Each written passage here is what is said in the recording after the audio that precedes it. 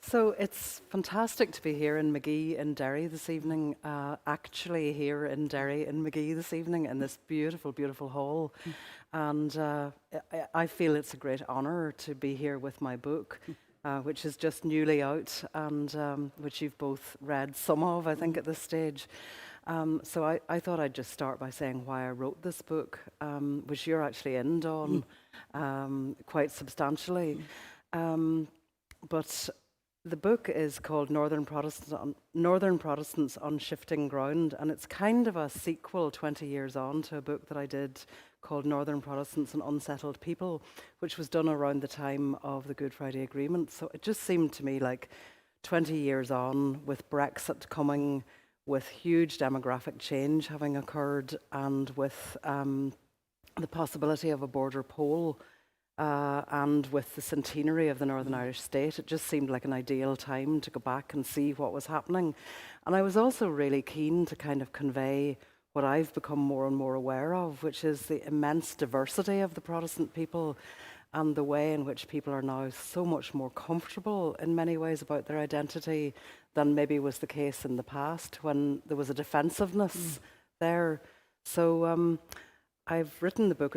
There's something like 80 to 100 interviews involved in it, and it's kind of like spread all over Northern Ireland. And Dawn is in a chapter in Belfast, because you're from South Belfast, isn't that right, Dawn? That's right, yeah. Born and bred. Yeah. So I was delighted to be able to get you into the book because I've admired you for so long, both in your life as a politician and then the fact that when politics rejected you or you rejected politics, which you can tell us about, whichever way around it was or what mixture it was, you went on and, became a very prominent feminist and played a huge part in getting the right to choose introduced to Northern Ireland. So, I just feel, yourself as well, Sarah, you're a person that a lot of people look up to, and you spoke really, really significantly at a moment when your partner, Lyra McKay, was killed.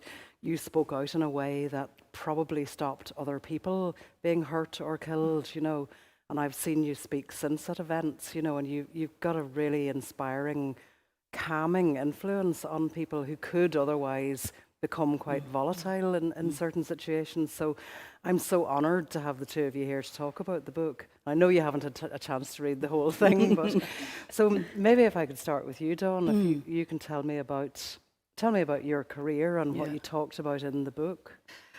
Thank you, and thanks for having me. And I was delighted to take part in the book. I remember when David Irvine read your first book, and he just handed it to me like that, and he said, "Read that." He said, "And when you finish, pass it on to somebody else, and tell them to pass it on to somebody else, and tell them to pass it on to somebody else." He says, because every Protestant, Unionist, Loyalist person needs to read that book. He found it difficult in parts, as did I. There's stories in the book and people telling how they feel about, the country now and politics now and Protestantism now is really, and still is, affirming for me. I feel that it's provided a space for me and my politics where they are now. It's provided a space for other people, who Protestant Unionist people, to explain where they are now, but without feeling guilt or shame or the Lundy that's on the front of the book. Yeah. Which I feel is really, really important. And it shows, I think, as you rightly say, how things have changed in the last 20 years. And I certainly felt then that I don't feel now, that you were part of a community where you daren't speak out.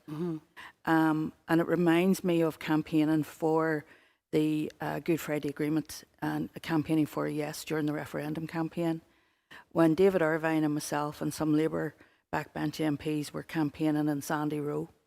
And we're walking down one side of Sandy Row campaigning for a yes vote, and Ian Paisley Senior and some of his party members were walking up the opposite side, including Sammy Wilson, and they shouted traitors at us, traitors and Lundys. And David Irvine got so angry, and I remember saying to him, just don't let it bother you, don't let it annoy you. And he said, when you're called a traitor or a Lundy in this country, sometimes it can end in death. He said, and it's not funny. And that's what it was like. If you step outside your community, if you step outside this little thing and express any difference, then no, you don't belong anymore. But the book provides that space for people who feel either that they've separated from the community in some way, or the community have separated for them in some way, to say, no, I'm still a unionist. I'm still from a Protestant background, but here's how I feel about things, and I'm allowed to feel like that. I'm allowed to be proactive. I'm allowed to be pro-choice. I'm allowed to be pro-LGBT. I'm allowed to campaign for rights and human rights and equality without feeling, oh, you know, you don't belong. And I found that really, really good about taking part in the book, because, yeah, I suppose my life has become a journey, really, when you think about politics, Good Friday Agreement, PUP, leadership of the PUP, and then retiring from politics in 2011, and thinking at that stage, as I did, that was the end. You know, what do you do next?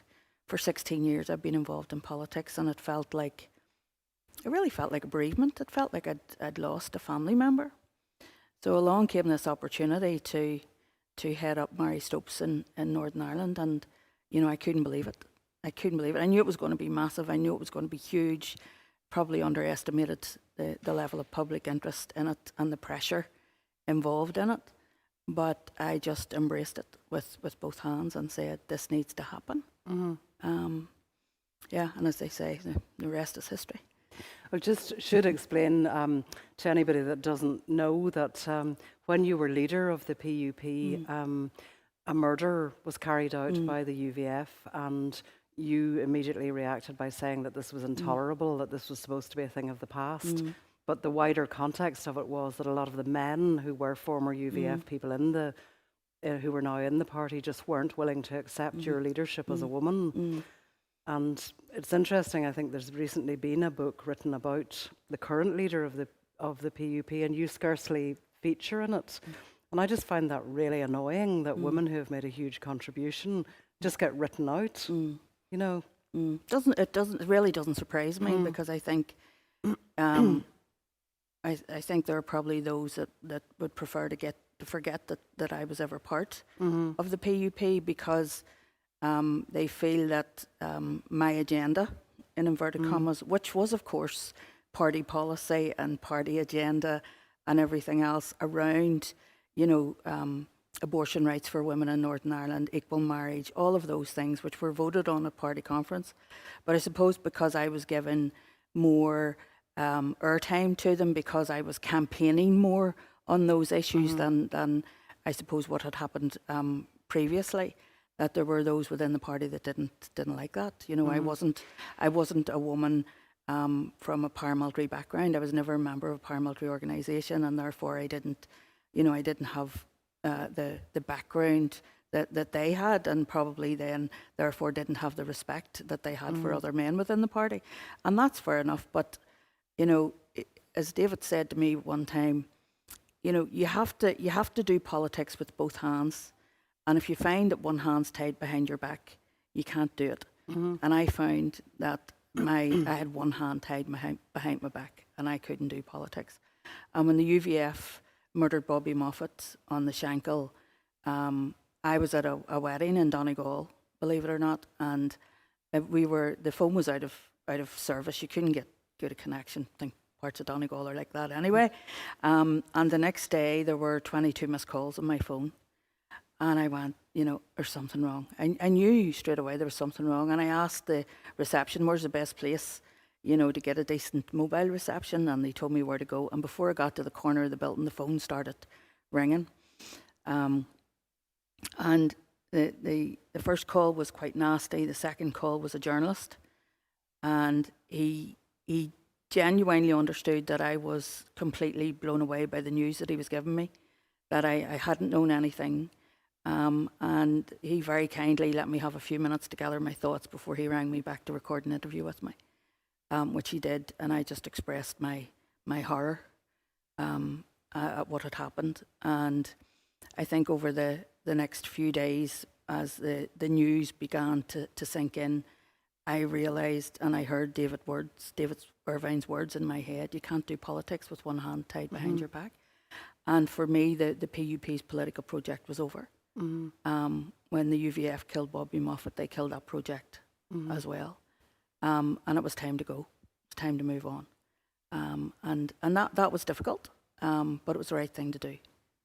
But there's a thing that you talk about, that intolerance of women because somehow you weren't seen as being part of the club. And the whole theme of this book is really, in many ways, the whole Lundy thing where you're the outsider, you know.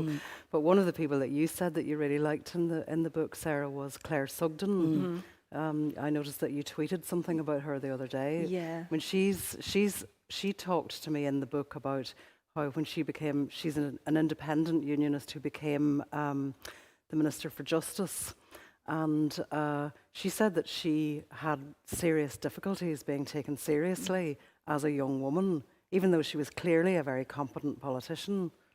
Massively so. I mean, I read the section with Claire and I just thought, that's politics that I can get behind. You know, and she is the MP for East Londonderry, and, you know, I didn't know that much about her.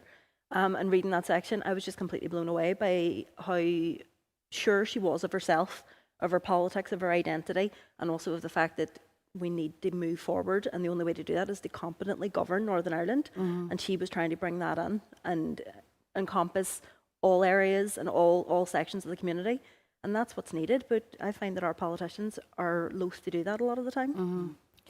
I think as well, she has a broader view of what politics is, which I think that both of you have as well. You know, I think a lot of our politicians have a very narrow view of what politics actually is. And unfortunately, a lot of commentators and journalists also have that narrow view. I mean, Claire Sugden made it her priority to bring in legislation on domestic violence, you know, and she's very preoccupied with mental health legislation as well. And those things are politics and those things are life, but they're not prioritised. You know, it's always this macho thing of, you know, like at the moment, the talk is all of the Loyalist Communities Council, which nobody had ever heard of before the DUP started meeting with them earlier this year. And yet suddenly they are seen as being somehow, their anger has to be taken seriously, whereas the anger of women who can't get abortions, or the anger of women who can't get a place in a refuge or whatever, is not taken seriously. And I think you find that when women's voices are absent from politics and policy making and decision making arenas, the policies that are made are never geared towards women and families. But when women are present, it's the policies and decisions that are made are good for all of society and not just one section of it. And we've seen that over many, many years with different pieces of legislation. You know, we look at budgets, we look at what Westminster turns out as a budget, and who does it impact every year? It impacts women. It impacts the working poor. It impacts families on low incomes. It impacts on people who are women who are single parents because of lack of childcare and everything else, you know. And I think people like Claire Sugden and others like Claire Bailey and you know, they're going to change politics for the better. Whether should it be through private members' bills, which many of them are, but they're still going to change. They're still going to shake things up. And I think, honestly, our political class at the minute need to get out more and listen to what's going on in the community, rather than listening to, you know, the dogs in the street that are barking at them. And I think people certainly that I talk to are more interested in the health service, jobs, training, the economy, how we get back, how we recover from COVID, than they are in relation to any protocol at all. Yeah, I mean, I did an interview on French TV, and the introduction to it was really telling, because the interviewer said to me, there's a crisis in Northern Ireland, and you know, there are real fears that the conflict may break out again, kind of thing. And I said, no, there isn't. You know, that's not actually happening. There's this talk about this, there's this hype going on. And I think that it was you who said it in your interview, Dawn, that this is what the DUP tends to do when it needs to win an election, is create a sense of panic, you know, and start saying, I mean, Edwin Poots in his inaugural speech as party leader last week came out with the old thing of when unionism's back is against the wall, it'll come out fighting, you know, and just think, why do we have to go through all this old macho talk again? Like, that's not what people were talking to me about in the book. No. As David used to say, they'll fight with rolled up manifestos in their hand until the last drop of everyone else's blood. You know, we've seen what the DUP scare tactics have done over the years. I mean, right back to the mid-1980s with the Smash Sinn Féin campaign. I used to say I wish they'd have smashed the PUP campaign because we'd probably be the largest unionist party.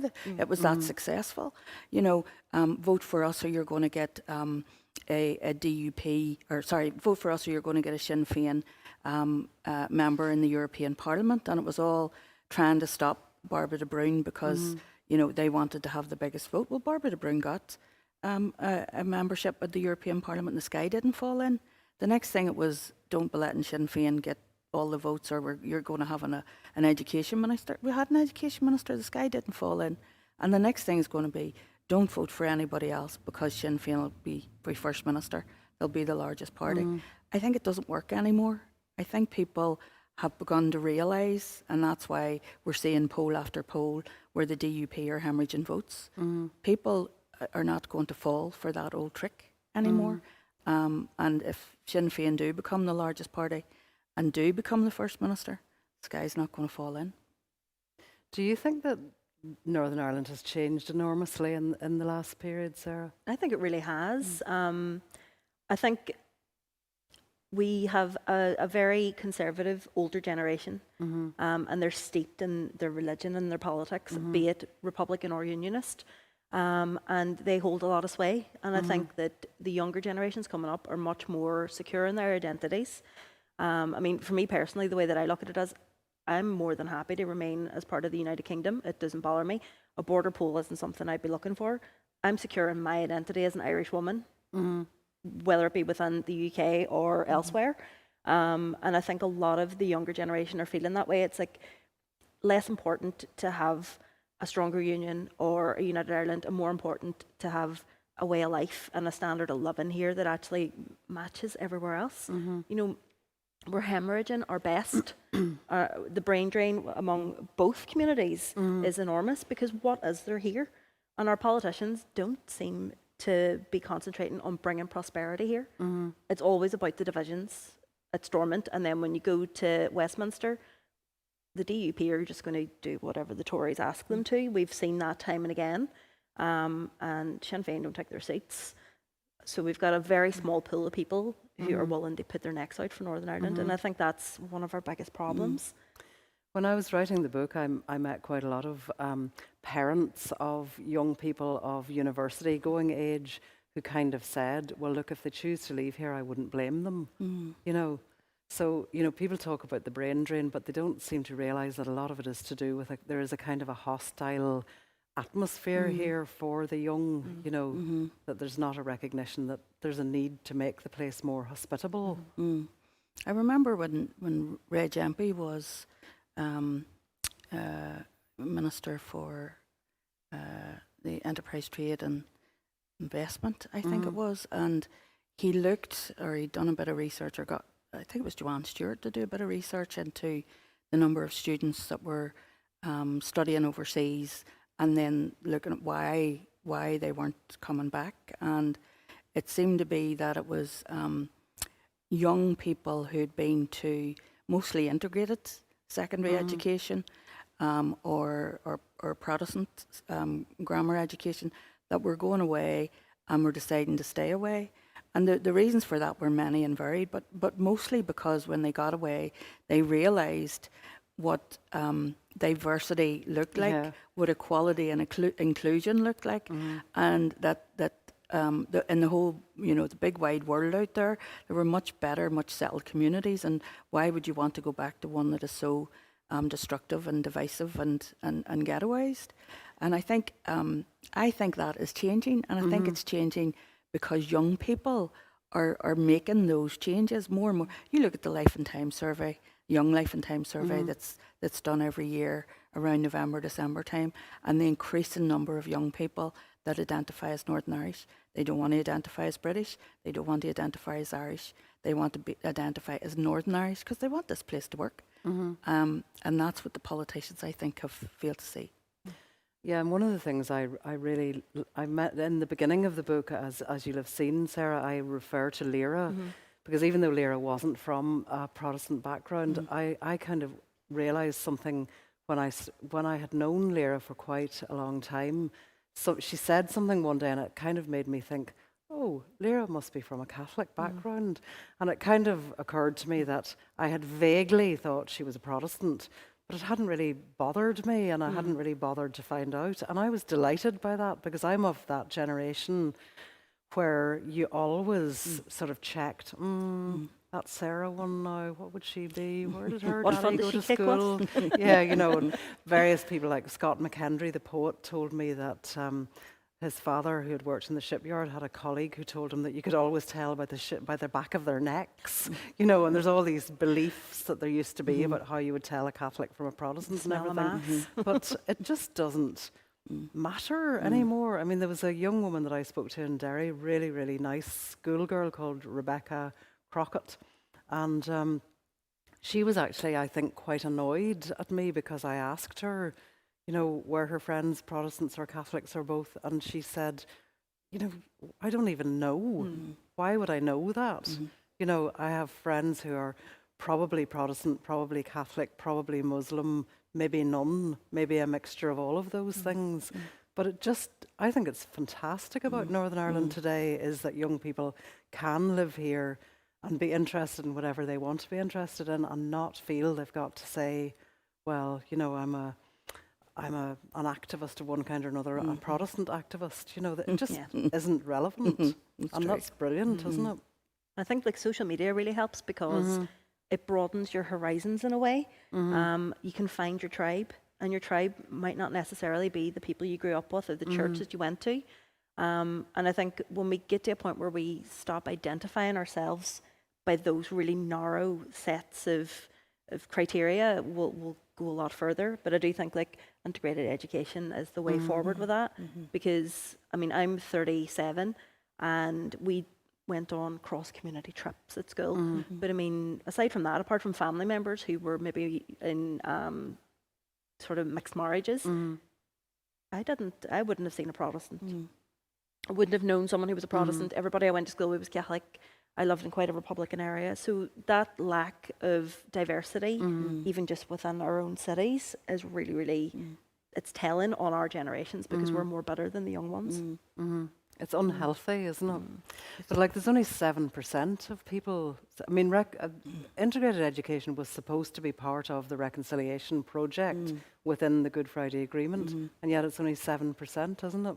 You've written a lot about education, haven't you, and particularly about education and disadvantage for young Protestant men. Yeah, there's a clear link between poverty and educational disadvantage, and historically, I think within Protestant working class areas, with the history of, you know, apprenticeships and going straight into gasworks, straight into shipyard, things like that, it masked an educational underachievement. Because these boys were able to get jobs, and I think it was I can't remember the man in the mid '80s from the old Belfast Institute had written a paper saying how educational disadvantage had been masked by the availability of apprenticeships. But of course, when those heavy industries close down and there's no apprenticeships available and no jobs available, then you start to see that long tail of underachievement. And I suppose I'd been interested, just as David Irvine had been interested in it, and why the disparity between Catholic boys and Protestant boys, and what was it that was different, and what could we do to try and improve that. And my first year in the Assembly, I asked a question about the educational outcomes in a small area in East Belfast called Ballymacarrat, and I wanted to know how many young people, boys and girls were leaving compulsory education with the minimum qualifications, 5 GCSEs at grade A to C, and a fifth, after 12 years of compulsory education, only 1/5 were leaving education with 5 GCSEs. And I thought, what are we doing?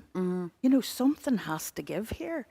And so I pulled a working group together, and we done a bit of research.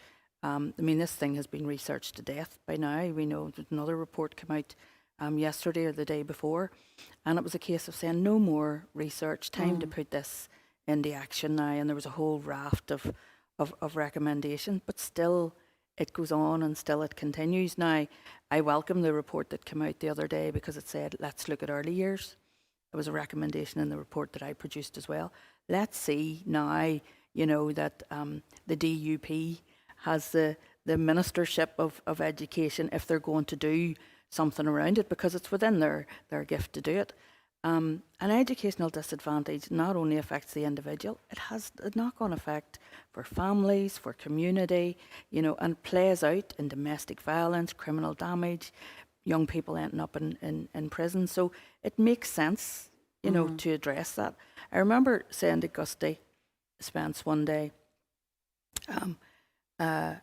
Gusty, you know, if somebody come up and said, you know, what makes you a good loyalist? And he says, I've had that all the time. And I says, and what do you say to them? He said, tell them to get their kids educated. Education, education, education, education. You want to do something for your community, you want to be a good loyalist, get your kids educated. And he's absolutely right. When I think about my education, which wasn't a great deal, but I was inspired by Gusty and others to return to education. And I was able to do the same for my children. And it's the most important gift that you could give them, really. Yeah, I think when we had those recent riots in April, they were very minor riots in the scale of things, but it was really sad to see young men getting kind of taught by older men how to make petrol bombs, and you know, then you saw these men sort of standing on the sidelines, clapping them on like they were at a school sports day or something. It was really quite disturbing to see them inflicting that on another generation. And I remember interviewing a teacher in the last book. No, actually, I've interviewed the teacher in this book, but I was on a radio. I met him on a radio program when we were talking about this, because during the Drumcree years in the late 1990s, he was talking about how impossible it was to get young kids to settle into school when they were all hyped up about Drumcree and about being out building bonfires and building barricades and being part of a whole sort of physical force movement in a way, you know. And those things are so distracting for young people, aren't they? And then, of course, as well, there's the thing of young people getting a criminal record as a result of taking part in these things. And it's like if it was in England and it was kind of jihadi groups, you would call it grooming, wouldn't you? You would call it radicalisation. And in fact, that's one of the things that you said in relation to dissident republicanism, isn't it, Sarah? Without after a Lear doubt. was killed. And it's something that I think Tony Ogle-Johnson mentioned in your book as well. You know, these young people are having their heads filled with the glories of the past, and you can make a stronger union, or you can unite Ireland. And what are they actually doing? You know, they're destroying their entire futures. They're leaving education. There's probably very few of them that have any kind of educational attainment, and they're just ruining their futures entirely. And these men stand back and allow it to happen. You know, their hands might have been dirty in the 80s or 90s, but now they've got somebody else to take the dirt for them. And to me, I think that's very sad, particularly when you think about the possibilities that lie ahead. You know, the way things are going, we could have it really good here. And if you've got a criminal record, that's your entire future tarred. You know, and you're very, very unlikely to come back from it unless you're driven or you have really good support. And I don't think the support's there. But actually, Tony Ogle she's a fantastic young woman, and to me, she kind of exemplifies that kind of reclaiming of language, which you did a bit of as well, in when you were in the PUP, Dawn. You know, because she came out with this thing where she said her father was murdered by men who are from a loyalist background, and there are court cases going on, so we can't go into any kind of detail about that, but she has, consistently campaigned for the truth to be told about what was behind her father's murder. And there was a particular thing that she said, which was, if fighting for justice for my father and for my family makes me a tout, then I'm a tout. And I just thought that's brilliant, because tout used to be, Yes. tout meaning informer. It used to be kind of like the worst accusation that could be made. And I just thought that's brilliant. She's claiming that language for herself. And she's saying, I don't care if that's how you see me. And it's the same with the Lundy thing, isn't it? Call me a Lundy if you want, but I'm going to look at it my way, because I don't think your way is very helpful, No, and it's not going to bring about peace in Northern Ireland. We need to invest in our young people. We need to invest in youth work. We need to invest in initiatives that are going to engage young people wherever they are at. And it doesn't matter whether it's out in the street or in youth clubs or wherever it may be. That's where we need to engage, because in building peace, you're not going to get your United Ireland without me. And you're not going to retain your union without nationalism.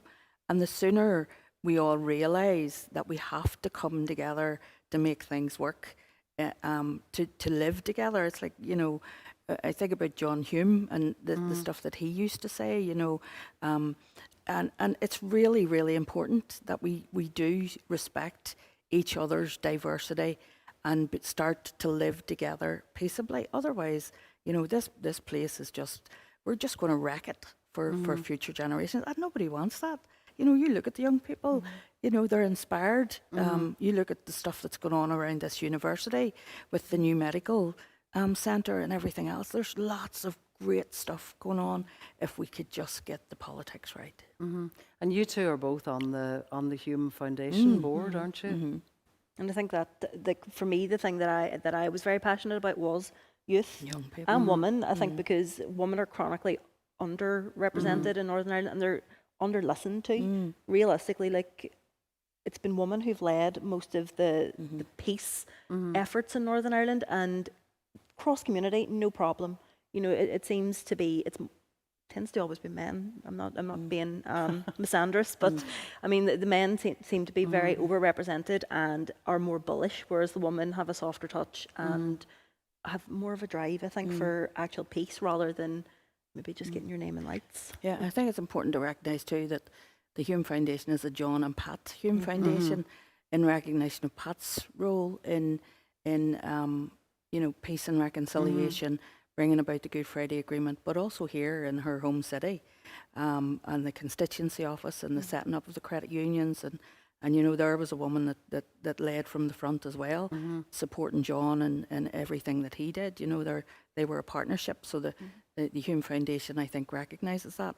And Sarah's right. When we see the some of the great stuff that goes on in Northern Ireland, you can always scratch the surface and you'll find a woman somewhere behind it. The theme of what we're talking about this evening is healing. And I thought I might read you a little bit from the book about a young woman called Brittany MacArthur, who I think you might know her, Sarah. You know of her anyway. I know of her. She is a nurse who actually did her training here in McKay in the university here, and she's from Ballykelly. And she came to the world's attention in shortly after Lyra was killed, actually, in May 2019. She appeared on this little clip of YouTube singing. She's a nurse, and she was filmed by a visitor in the ward that she was in, and she was just singing Amazing Grace to this elderly, frail lady in a bed. And it was just the most beautiful, ethereal rendition of the song. And, I was like everybody else, sort of feeling quite bruised about Lyra at the time, and it just seemed there was something very healing about it. And it got viewed by thousands and thousands and thousands of people. But when I was doing the book, I thought I'd go and talk to Brittany and get an interview with her, and she turned out to be this just amazing young woman of exactly the type that you're both talking about. So I'll just read you a little bit of it. In May 2019, student nurse Brittany MacArthur sang at the bedside of 87-year-old Nellie Barr in a ward at Altnagelvin Hospital in Derry. She sang Amazing Grace, and her rendition of it was so ethereal, so beautiful, that Nellie's grandson, a local SDLP councillor, recorded it on his phone and shared it on social media. Coming as it did just weeks after the death of Lyra McKay in the hospital, it seemed powerfully healing. I've been singing since I was tiny, she told me. I was Mary in the Nativity play. I learned to read music when I was 3 or 4. I learned to sing and read music by ear. My granny recognised that I had a voice. She always wanted me to take lessons, and after she passed away, I did. I love it. I would have sung solos in the church regularly, though I hated singing in front of people, and I'm still not keen. I get very nervous. I'm a trained classical singer. I taught myself piano, guitar, and ukulele. In school, I played cornet and euphonium. I learned the ukulele in half an hour. I learned things practically by doing them. And my comment on that was, she lists her talents, not boastfully, but in a matter-of-fact way. I was born in the Outnagelvin Hospital and now I work there. I sing at work on a regular basis. You'd be surprised how much it helps, especially with dementia, she said. That particular day I was working in a 31-bed ward, and it was an elderly lady who wasn't well. I'd never met her before, I just sang for her. I didn't know it was being filmed. I went out on my break and there were all kinds of messages. Her grandson thanked me and said, I hope you don't mind me sharing this. I hate attention, and I nearly died when I saw the video and saw it had 10,000 views. It was shown in America, Australia, Canada. The Derry Journal had it, the English papers and the TV. There were over 140,000 views of the original and 181,000 when it was on Fox News. I got an approach from an agency in England, but I'm far too self-conscious to sing professionally. Anyway, it would take the fun out of it, and I want to be a nurse, not a singer. I was brought up to respect other people's views. Like I call the town Derry or Londonderry, whatever.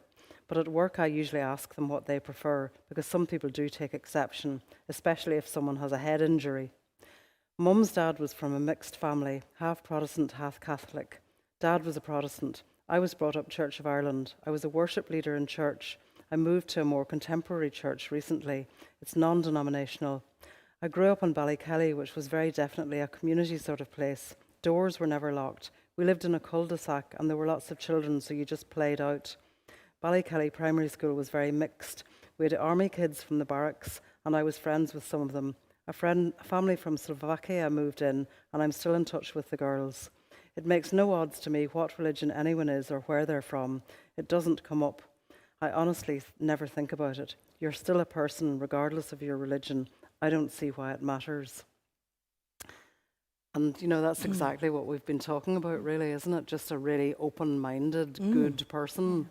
And she goes on to talk about how she was involved in the nurses' strike and everything as well, and how the whole health thing. I mean, health is hugely important to people here, isn't it? It's one of the main reasons that people cite for saying they would rather stay in the Union than be united with the Republic of Ireland, which doesn't have a public health service free at source.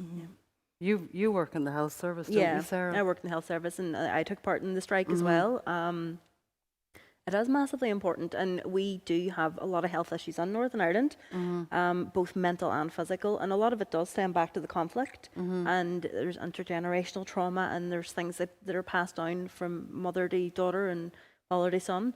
But I mean, that would be one of my main reasons for wanting to stay in the Union is the NHS. I think that the Republic doesn't have anything remotely near it.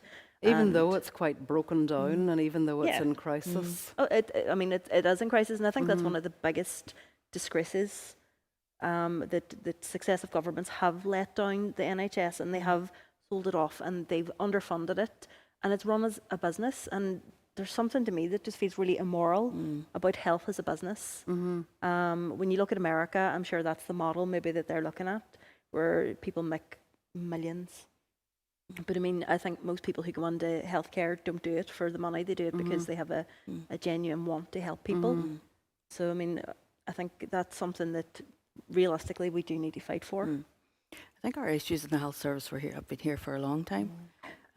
Prior to devolution and then post devolution, and then our kangaroo, stop-start devolution since then. And what was really interesting about the New Decade, New Approach was the commitment by all parties to prioritise health. And most recently, when we had the Nuffield report around the extent of our waiting lists, again, all of the parties have said that they will prioritise our health service. These are issues that aren't going to go away, and we need the politician to wear what we'd call their big girl pants, to make these decisions. We've had the Bingo report, we've had various other reports, and we all know, the Royal College of Surgeons came out recently, we all know what needs to happen. We need to see hospitals specialising in, regional centres for this, that and the other, and not having, wanting to have every service available, within 10 minutes of your doorstep. That's what needs to happen in a country this size with a population the size of the county of Lancashire. There's just, and we need to realise that. And I think there are some really bold decisions that do need to be made if we do want to treasure and have a fully functioning health service that we all desire. I still think, I think Protestants in particular really fear the United Ireland for that very reason. Health service, even though it's broken at times and even though it doesn't function correctly, but it's still the health service. It's still free at the point of access, and that's what's really important. Do you think, like in Derry here, it seems to me that in Derry, of course, being from Derry, I think Derry is where everything gets sorted out, but it does seem to me that certain things have been sorted out in Derry, Sarah, like the apprentice boys thing. Lundy is still burned every December, but and Lundy was the traitor and all of that. But this time when I was writing the book, I went to watch the burning of Lundy, which I don't usually go to see because I generally find it a bit sort of disturbing. But this time around, it really didn't feel very threatening, and I think a lot of that is down to the fact that there has been a lot of healing, reconciliatory work in Derry, really hard work that went on, particularly when Martin McGuinness was here. And actually, it's interesting that Claire Sugden talked about Martin McGuinness as being one of us. She identified with him as, somebody who grew up in Northern Ireland, shared the same kind of background as her. He just happened to be from a Republican Catholic background, where she was from a loyalist security force Protestant family. But,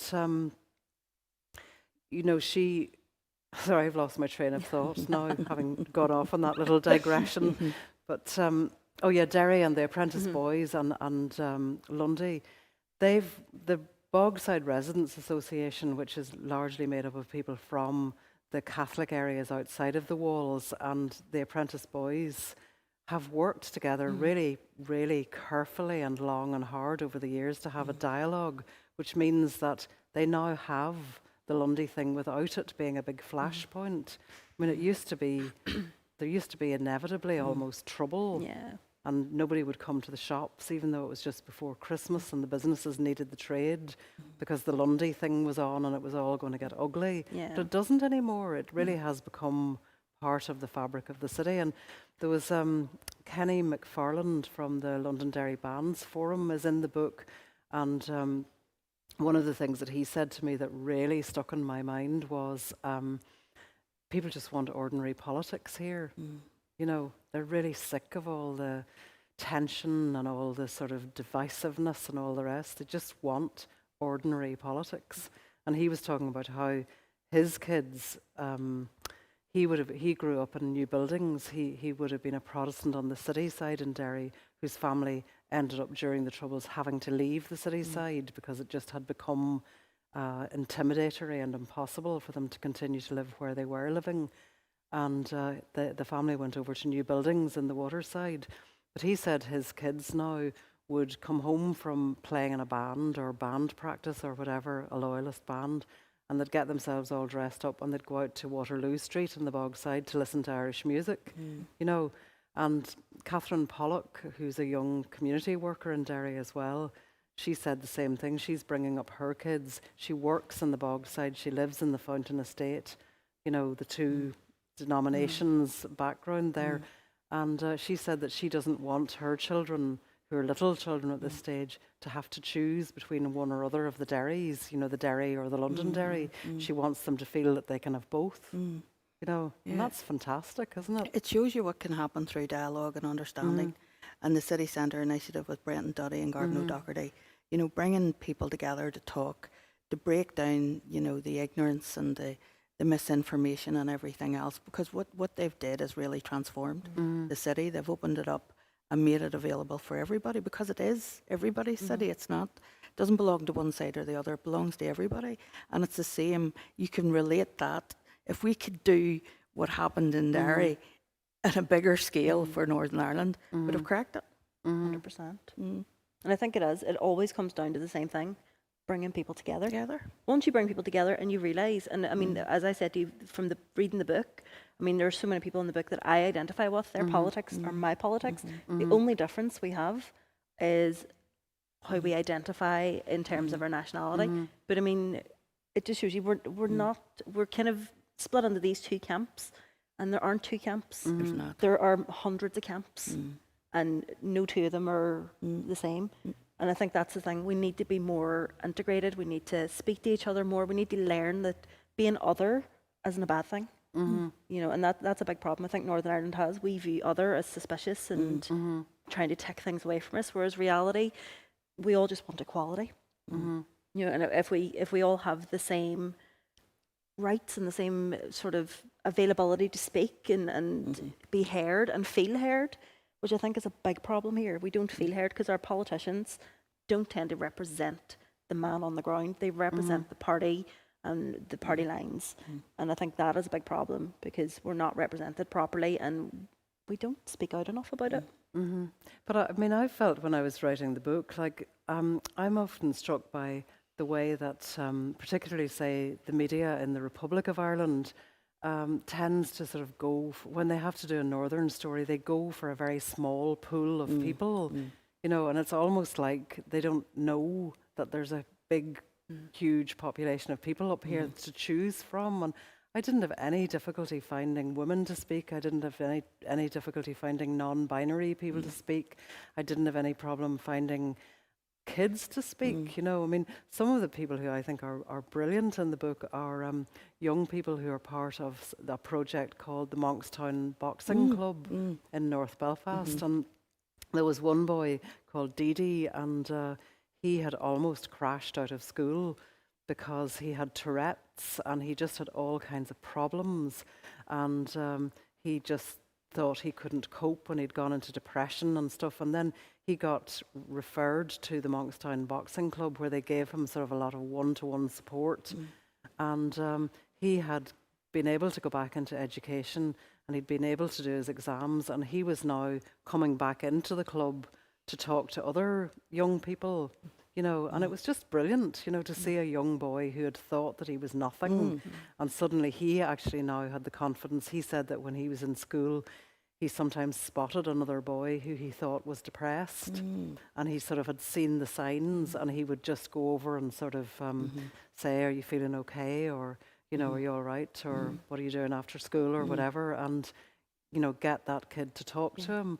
And I thought that was fantastic. That's transformational. Plays back into your point about educational attainment and making young Protestant boys feel like they can achieve things, and that you know their horizons are endless. They're so broad, but I think we all feel pigeonholed a lot, you know, and it seems to be the way of things. And I think, talking about the media, that's what the book does.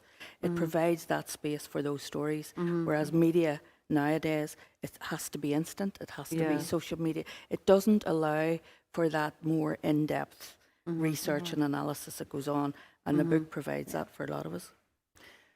Well, I think we've run out of time, so we'll stop at that. But it's been a great privilege to talk with the two of you about the book, and I'm so glad that you've both been enjoying it. Thank you. Thank you.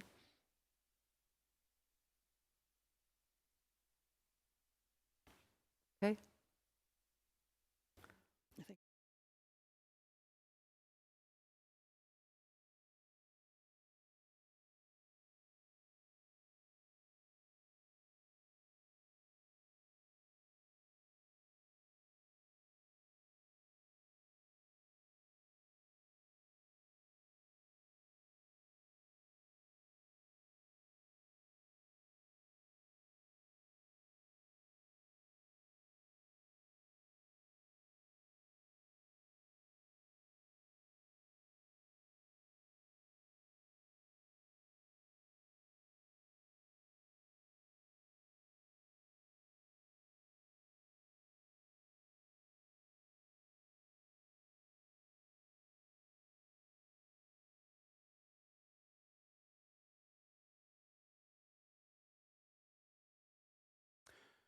Buaithlum farú na fáilte a chur romh an seo go campus McKay, agus thuig an chuid cheolmhar don chógail Veracannach de léon na hÉireann. McKay campus is home to a melting pot of musicians in various genres. We are now delighted to present students and associates of the university as they share with us the best of the Irish tradition. To begin, we have two current students from our Traditional Music Society, harpist Mairead Comer and percussionist Moya Sweeney on accordion. This will be followed by world-renowned traditional flautist Marcus O'Murrahu, beautifully accompanied in song by his wife Katrina and their daughter Roisha, who is recognised as one of the finest young singers in Irish of her generation. Finally, we have a breathtaking performance from the fiddle player Eugene McKenna and harpist Lauren O'Neill. Our former student Eugene has grown up steeped in Irish music and is a member of the award-winning Blackwater Ceilidh Band. Current PhD student Lauren has established herself as a world-class performer and exponent of harp music, having performed in Áras an Uachtaráin and been the subject of a BBC documentary about the shared musical heritage of Ireland and Scotland.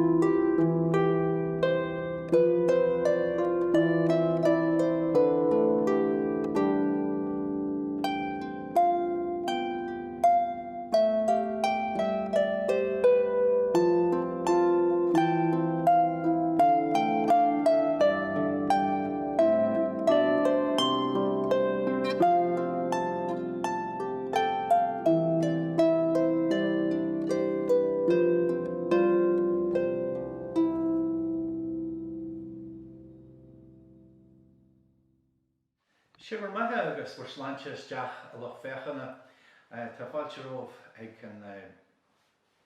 an chúlóir a chun de chuide ag go muidinis aci le níl muid bhádháil scoil bhegaí atá reachtal seminar ítach táhaach ar a gúglas de híide í ruachtaran ar éireann agus tá cóthárla anseo bhí se anóg mar gúglas nar a thola sin bhélig níos sa teach deach ministere mar bhí san ahir ach nar a bhógan táthir go cilbeh go tránaí airtir bas ar muir héna gan dhí ligi much an le bella ha farnain much my Parkland agus ó Conlún agus Magarada agus tá muidir go henim seo manín Róise agus tá muidir go henim coppla tún a bhaine initiatív sin tíre an céad ceann slán na sligach thorasca sligach agus sinna muidir seo an ómas do gúglas de híide.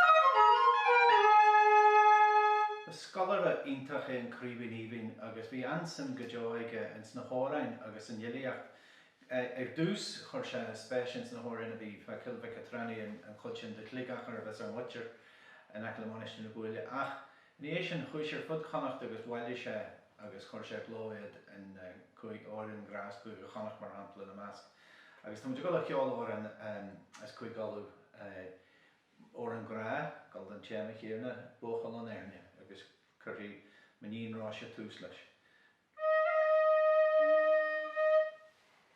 Oh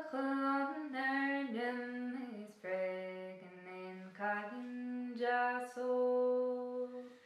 Neer in bos breed, hamen se vergolor. Stam korkia veder aider names giron. Smarna finne besingen terror van de weo. Raching me maar raching aan, name van gul. Kan kwetje kan ba, kan granin bracher bilan. Atel na greu, maar julia post mojan. Zo had man een jegoes de vechen scharen al. Bochen ja boom, miljoen er klap studio. Hij gimmert ze golde hovre jasse fadlio. Maar gij me moest door niet door, gij me moet heel. Es niemand om de vonen vroeg, daar gij hoele blien. Ach, is de stoor, na passe shaman jelia. A passe farok, moljo, maar shea blien. O bet to go for the gano, tam kustayan. Sahel and George from known are Martin Gotram. Gurmína mai go bhfuilach fechanna tamagigal ra órain as condaigide órain a ceála leis na céadaí bliain agus is órain jassé cajation and chasing and chanimeter ma van chéile Katrina an seo manín ráise agus ma hen Marcus Amora as ar we're much in Curru ó Scoil Vagaí a seo Yanu for Wargonias more pleasure aid institute Googles the Hija agus Guillaume Rahjay or of Gadair.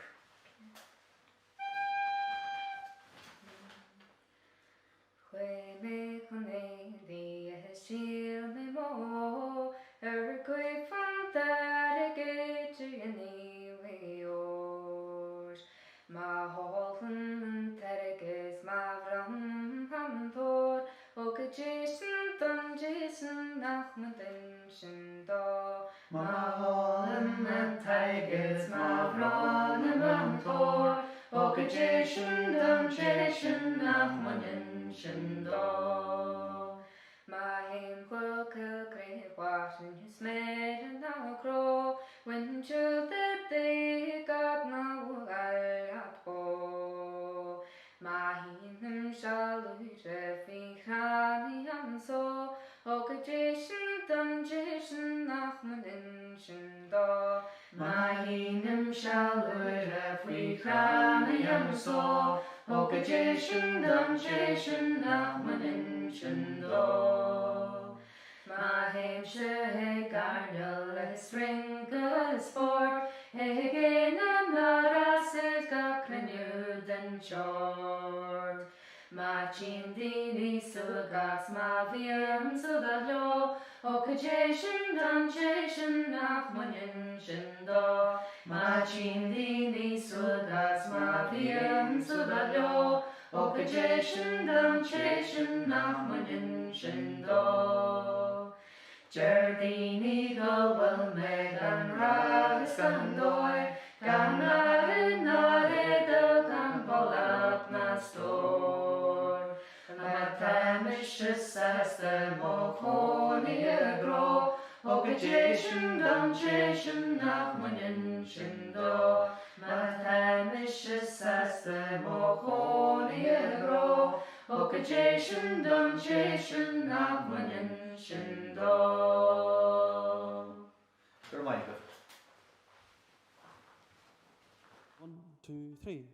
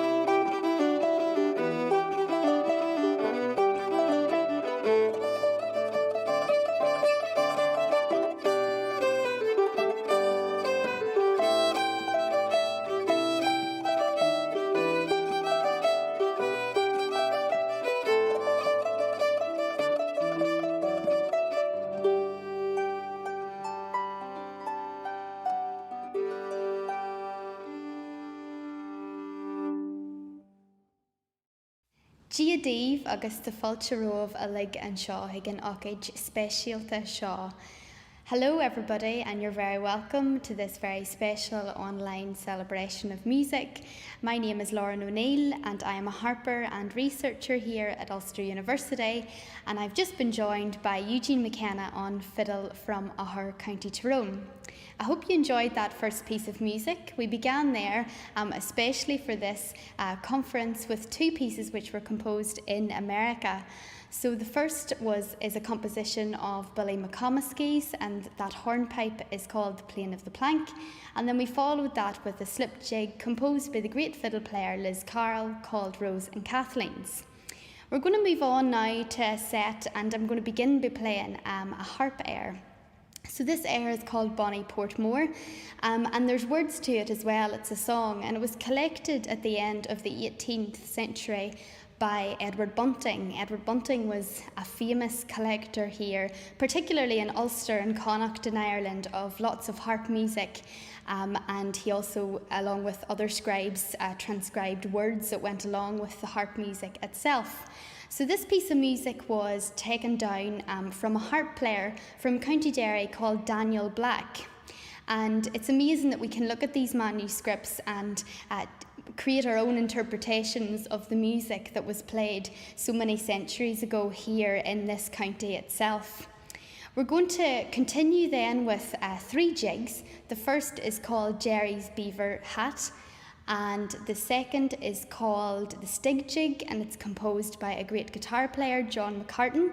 And then we're going to finish with a Scottish tune composed by the great fiddle player Chris Stout called Inksters.